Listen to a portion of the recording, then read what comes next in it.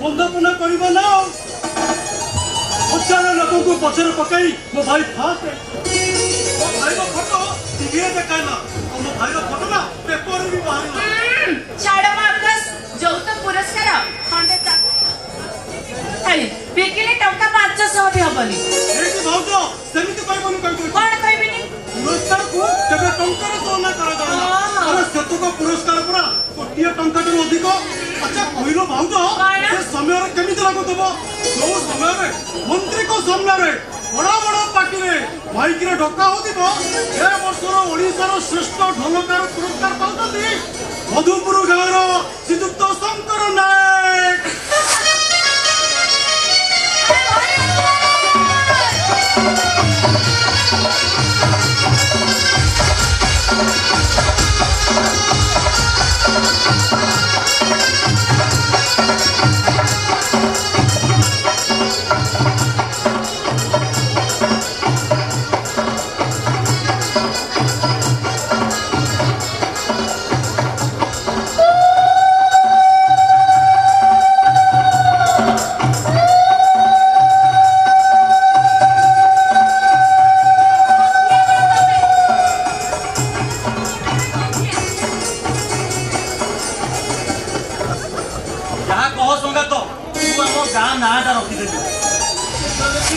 ढोल पार्टी को कॉल पर कॉल आसीबो रेट हमें बढ़ाई की कहबा दी साइड को 50,000 और गोटे साइड को 35,000 टंका अच्छा भाई तू ना ठीक कहछु अरे 35,000 और 50,000 अरे कोन दे बेसी हे गला की तम पार्टी रे पूरा ओडिसा रो श्रेष्ठ ढोलिया श्रीयुक्त शंकर नायक अछंती यो संगातुनी ओ संगातडा एते बड़ काम कला ओ गारो ना रखिला तमे कोन आदरे खुशी नो मुटा उतरे फुले कोन पे ठिया आइलो जे अरे बुझिली संगात कथा कोन की मु जत बळे भुवनेश्वर गली तो संगातुनी मते कोन कहिले जानिछु हेटी सुनुछ भुवनेश्वर जाउछ आइला बेले को मो पई खंडे नाली साडी मु भाबिली ए पुरस्कार बाबत को अनेक गुडे टंका मिलिबो हेले किछि मिलिलानी ए सेइति पे तो संगातुनी पर रागिछि ना ना ना ना ना मो साड़ी पे राखिनी हेला ती भाई रागिछु हेला ए भाई मु से कथा जानिछि सुन सुन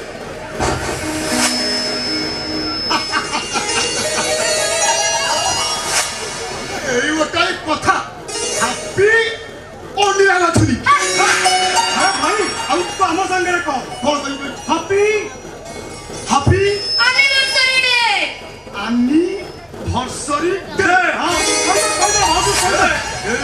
କଥା ହବନି ଯା ଯା ଜଲ୍ଦି ହାପି ଆନିଭର୍ସରୀ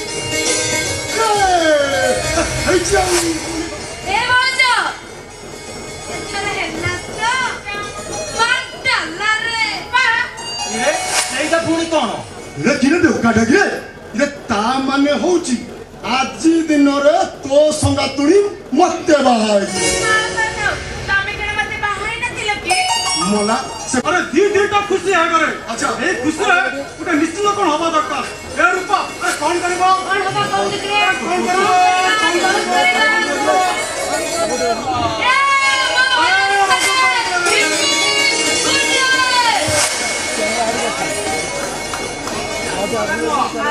ଗଲା ୱିକରେ ମୋ ରେଜଲ୍ଟ ବାହାରିଲା ଆଉ ଆଜି ମତେ ଚାକିରି ମିଳି ଯାଇଛି 50,000 ତୋ ଭଳିଆ ଗଧିଆ ନୁହଁ ଦେଖିଲୁ ତମେ ମହାନ ନାଇଁ ବୋଉ ଭଗବାନ କିଛି କରିନାହାନ୍ତି ମୋ ପାଇଁ ଯାହା ବି କରିଛି ମୋ ଦେବତା ସମାନ ଭାଇ କରିଛି ଆରେ ଡାକ୍ତର ପୁଅ ଡାକ୍ତର ହୁଏ ଧନୀ ଘରର ପୁଅ ଡାକ୍ତରୀ ପାଠ ପଢନ୍ତି ହେଲେ ଭାଇ ତୁ ହଉଛୁ ଏ ସୃଷ୍ଟିର ପ୍ରଥମ ଭାଇ ଯିଏ ଢୋଲ ବଜେଇ ବଜେଇ ତା ଭାଇକୁ ଡାକ୍ତର ପରି ଡାକ୍ତରଟିଏ କରିଛି ସଙ୍ଗାତ ରଜତ ଆମର ଚାକିରି କଲା ରୋଜଗାର କଲା ତୋର ଆଉ ଦୁଃଖ କଣ ତୁ କଣ ଆଉ ଢୋଲ ବଜେଇବୁ ସେମିତି କଣ କହୁଛ ସଙ୍ଗାତ ଭଲ ଆମ ଜୀବନ ଢୋଲ ବଜେଇବା ଆମ ବ୍ୟବସାୟ ଆଉ ଆଜି ଆମକୁ ଖାଇବାକୁ ଗଣ୍ଡେ ମିଳିଗଲା ବୋଲି ଆମେ କଣ ଆମ ଭାତ ଆଣିକ ବୋଲି ଯିବୁ ଏସବୁ କଣ ସମ୍ଭବ ହରେ ସାଙ୍ଗ ଯୋଉ ଢୋଲ ମୋ ପରିବାରକୁ ପ୍ରତିପୋଷଣ କରିବାକୁ ଯାଇ ମୋ ଭାଇଟାକୁ ଡାକ୍ତର କରିବାକୁ ଯାଇ ଦୀର୍ଘ 30 ବର୍ଷ କାଳ ପାହାଡ଼ ଉପରେ ପାହାଡ଼ ଖାଇ ଖାଇ ଆମ ପେଟକୁ ଟିକେ ଆହାର ଦେଇଛି ଆରେ ସେ ଆମ ପାଇଁ କାଠ ଚମଡ଼ାର ଢୋଲ ନୁହଁରେ ଆମ ପାଇଁ ଆମ ଠାକୁର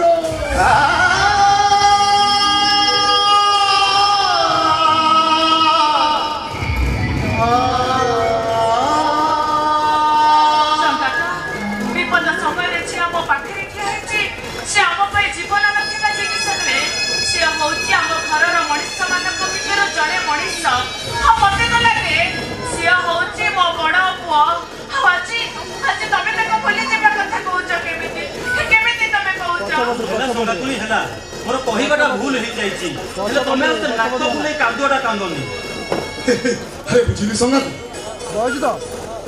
ତୋ ସଙ୍ଗାତୁଣି ଯଦି ନାକ ଫୁଲେଇକି ନ କାନ୍ଦିଥାନ୍ତେ ସେ କଣ ଆଜି ମୋ ସ୍ତ୍ରୀ ହେଇଥାନ୍ତା ମାନେ ଏ ଅଜୟ ଭାଇ ଆରେ ତୁ କଣ ମୋ ଭାଇ ଭାଉଜର ଲଭ ଷ୍ଟୋରି ବିଷୟରେ କିଛି ଜାଣିନୁ ଏ ଅଜୟ ଭାଇ ମୋ ଭାଇ ନା ଯୋଉ ବରହମପୁର ଦଣ୍ଡପାଟିରେ ଢୋଲ ବଜାଉଥିଲା ଆଉ ମୋ ଭାଉଜ ପରା ସେଇ ପାଟିରେ ହିରୋଇନ ଥିଲା ଆଉ ଗୋଟେ ନାଟକର ପାଥାଟିକ ସିନରେ ମୋ ଭାଉଜ ଏମିତି ପାଠ କଲା ଯେ ଆଉ ମୋ ଭାଉଜ ନା କାନ୍ଦି କାନ୍ଦି ଢୋଲଟାକୁ କିଲ୍ଲା କରିଦେଲା କିଲ୍ଲା ସେଇଟା ପୁଣି କଣ କିଲ୍ଲା ମାନେ ମତା ମୋ ଭାଇ ସେଦିନ ପରା କାନ୍ଦି କାନ୍ଦି ଢୋଲ ଗୁଡା ପୁରା ମତା କରିଦେଲା ଆଉ ତାପରେ ତମ ହିରୋ ହିରୋଇନଙ୍କର ପୁରା ପ୍ରେମ ଆରମ୍ଭ ହେଇଗଲା କୋଉଠି ହସରୁ ପ୍ରେମ ଆରମ୍ଭ ହୁଏ ଆଉ କେଉଁଠି ଓଠରୁ ପ୍ରେମ ଆରମ୍ଭ ହୁଏ ହେଲେ ଆମ ହିରୋ ହିରୋଇନଙ୍କର ପ୍ରେମ କାହାଣୀ ଆରମ୍ଭ ହେଇଛି ଲୁହରୁ ବୋଉ ସେ ନାଟକର ନାଁଟା କଣ ଥିଲା କହ ତ ସଙ୍ଗାତୁଣି କହିଦିଅ ଏ ବୋଉ କହ ଭାଉଜ କହିଦଉନ তুমি কই রজ না লাজ করছ ম্যাডাম আরে কই দউ না কই দিও ସତ୍ୟା ଆରେ କହିଦଉନୁ ଯୋଉ ନାଟକ ପାଇଁ ତୁ ବଦନାମ ହେଇଥିଲୁ ଆଉ ମୁଁ ବଦନାମ ହେଇଥିଲି আরে ভাউজ কই দিও না ସଙ୍ଗାତୁଣି সে নাটক হচ্ছে বদনাম হেলে ତୋରି ପାଇଁ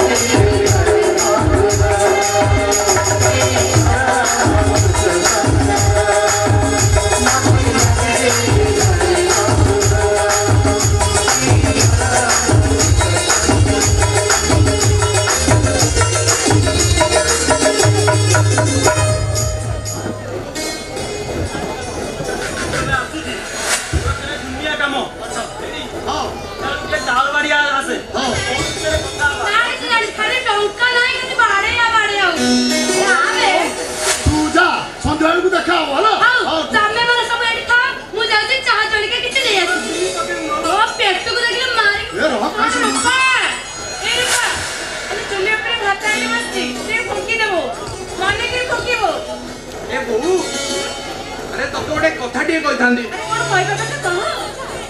ମୁଁ କଣ କହୁଥିଲି କି କଣ କହୁଥିଲେ କହୁନ ତ ଭାଇ। ଆରେ ଶୁଣୁଛ ତମେ ଟିକେ ଭିତରକୁ ଗଲ ସେ କଣ ମତେ କହିବ। ହଉ ଠିକ ଅଛି ଯାଅ, ମାଉସୀ। ଭିତରକୁ ଯାଅ। ରହ ଭାଇ, କଥାଟା ତୋର ବି ଶୁଣି ରଖିବା ଦରକାର। ରଜତ ଭାଇ ଆରେ କଣ କହିବା କଥା କହିଦଉନୁ। ଅଧେ ପେଟରେ ଅଧେ ପାଟିରେ ଆରେ ଯାହା ତ କହିବା କଥା ଖୋଲା ଖୋଲା କଥା କହିଦଉ। କହୁନୁ କଣ କହିବ। ଭାଇ ଭାଉଜ, ଆରେ କହୁନୁ। ଆରେ ତମେ ମାନେ ତୋ ପାଖରେ ଯାଇ ରହିବୁ। ଏଇଆ ତ ବୁଝିଲୁ ରଜତ। ତୁ କହିବା ପୂର୍ବରୁ ଆମେ ସମସ୍ତେ ସେ କଥା ଭାବୁଥିଲୁ। ଆମେ କଣ କହୁଥିଲୁ କହିଲୁ ତୁ ଚାକିରି କଲୁଣି ଘରେ ଭଲ ଘର ଭଡ଼ା ନେବୁ ତେଣୁ ତମେ ଦି ଭାଇ ଯାଇ ସେଇଠି ରହିବ। ଓ ରାମ ଲକ୍ଷ୍ମଣ ଭାଇ ତ ହଁ ରାମ ଲକ୍ଷ୍ମଣ ଯୋଉଠି ସେ ସୀତା ବି ସେଇଠି ସେ ସୀତା ଉପରେ ଏଇଠି ରହିବ। ମୁଁ ବି ତମ ସାଙ୍ଗରେ ତମ ପାଖରେ ଯାଇ ରହିବି ହେଲା। ଆଉ ମୁଁ କୋଉଠି ରହିବି? ତୁ ଏ ବୁଦ୍ଧିନାଥ କତିରେ ମୋ ଢୋଲଟାକୁ ରଖି ଧୂପ ଚନ୍ଦନ ଦେଇ ପୂଜା କରିବୁ ଆଉ କଣ? ଆଉ କହିଲା ମୁଁ କୋଉଠି ରହିବି? ତମେ ଯାଇ ଫୋନ ସରାଇବ ମୁଁ ବୁଝିଲା ଏ ରଜତ ଆଉ ତୁ କଣ କହିବୁ ବୋଲି କହୁଥିଲୁ ପରା? ଭାଇ ଭାଇ ଏ କହ କଣ କହିବୁ? କହୁଥିଲି କି ଭାଇ, କହୁନୁ। ଆରେ ତମେ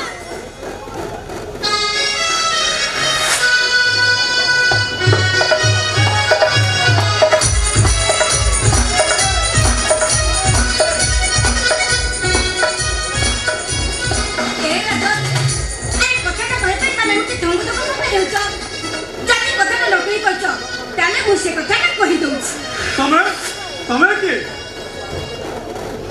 ଆରେ କଣ କହିବା କଥା?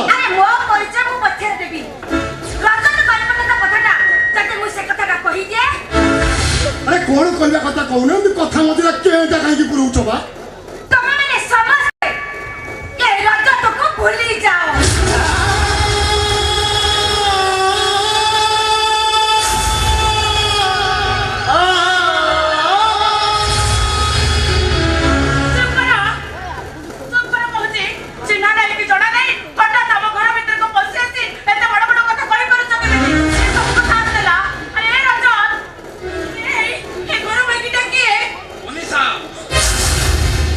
ମହାପାତ୍ର ସ୍ୱାମୀ ସ୍ତ୍ରୀ ଆସନ୍ତା ସପ୍ତାହରେ ତାଙ୍କୁ ବିବାହ କରିବାକୁ ଯାଉ। କଣ କହିଲୁ? ତୁ ବାହା ହବାକୁ ଚାହୁଁଛୁ? ଆରେ ମୁଁ ତ ବଡ ଭାଇ ନୁହଁରେ, ମୁଁ ହଉଛି ତୋ ବାପା। ଇଏ ତ ବଡ ଭାଉଜ ନୁହଁରେ, ଇଏ ହଉଛି ତୋ ମା। ଆରେ ଏଇଟା ଆମ ସାନ ଭାଇଟା। ଆରେ ଇଏ ଆମ ଗେଲି ଭଉଣୀଟା। ଏମାନେ ସମସ୍ତେ ଭାବୁଥାଉ କେହି କିଛି ଜାଣିପାରିବୁନି ତୁ ବାହା ହେଇଗଲୁ। ଏ ରଜତ କେମିତି ବଦଳି ଗଲୁ ରେ? ଆରେ କେମିତି ବଦଳି ଗଲୁ? ନାଇଁ ଭାଇ ସେ ବଦଳି ଯାଇନି। ତାକୁ ଏ ମାୟାବିନୀ ବଦଳି ଦେଇଛି। ଏ ଭାଇ ଏଇଟା ଭଲ ଝିଅ ନା ଭାଇ। ଏଇଟାକୁ ତ ଘର ବିଦା କର। ଏଇଟାକୁ ତ ବିଦା କର। କଣ କହିଲୁ? ଆରେ ମୁଁ ଏ ଘରୁ ବିଦା ହେବିନି ବେ। ମୋ ସାଙ୍ଗରେ ବିଦା କର। ଏଇ ରଜ ଆସ ରଜ ଏମାନଙ୍କ ସହିତ ସବୁ ସମ୍ପର୍କ ତୁଟାଇ ଦେଇ ତମେ ଗାଡି ଭିତରକୁ ଆସ। ମୁଁ ତମକୁ ଗାଡିରେ ଅପେକ୍ଷା କରିଛି। ଆଉ ଅନେକ ଗାଡି ବାଣ୍ଟିବାର ଅଛି।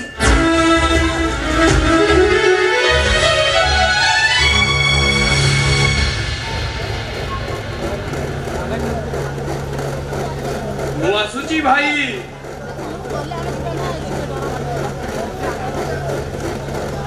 ମୁଁ ଆସୁଛି ବୋଉ।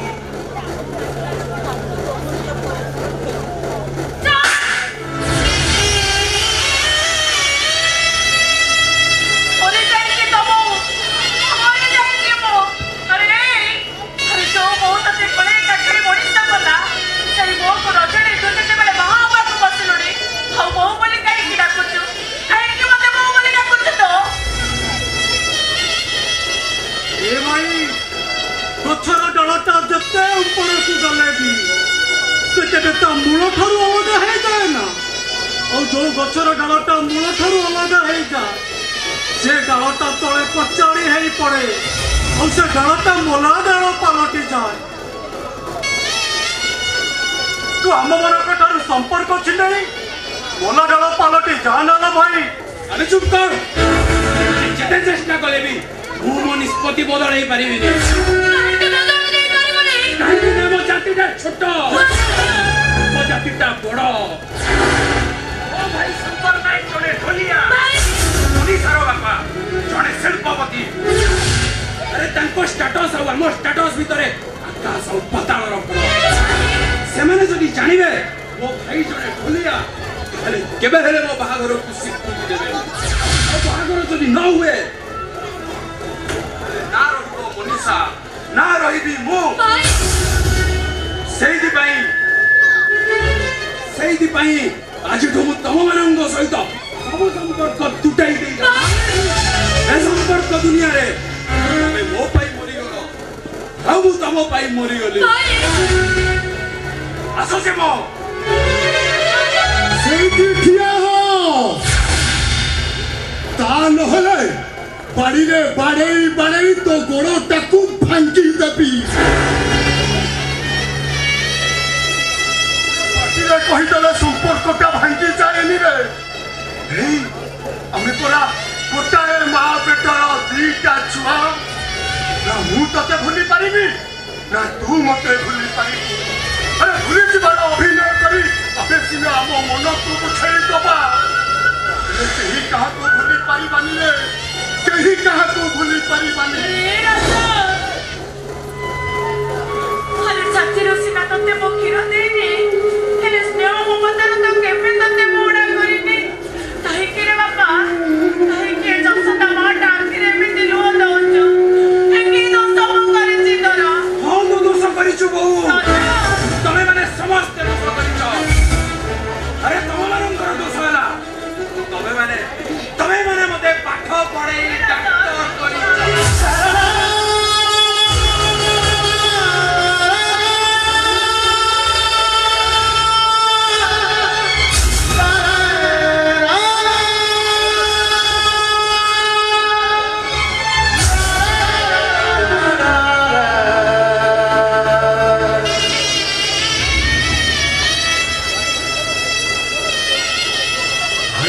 ମୋର ଡାକ ତର ହବ,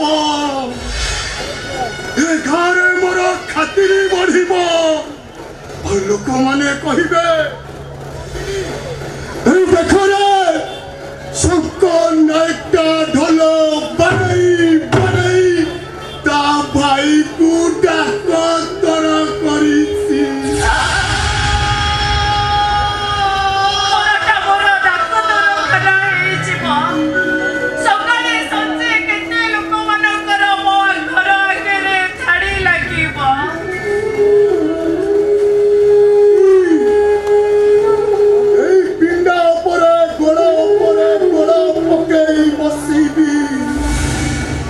କେତେ ଲୋକ ଆସିବେ ଆଉ ମତେ ସମସ୍ତେ ମୁଣ୍ଡିଆ ମାରିବେ, ହେଲେ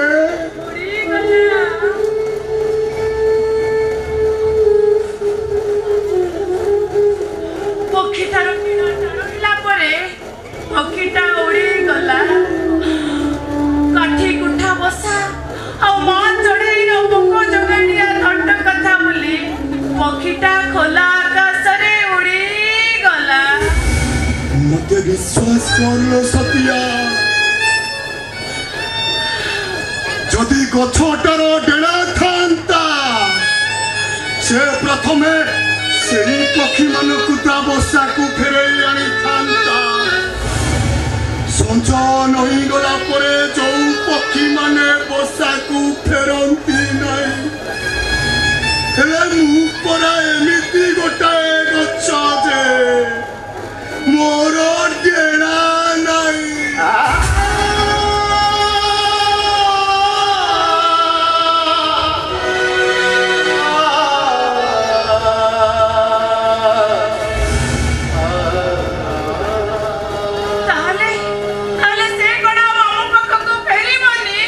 କେମିତି ଫେରିବ ନା ସତିଆ, ସେ ପୁରା ମଶା ଭାଙ୍ଗି ଚାଲିଗଲା।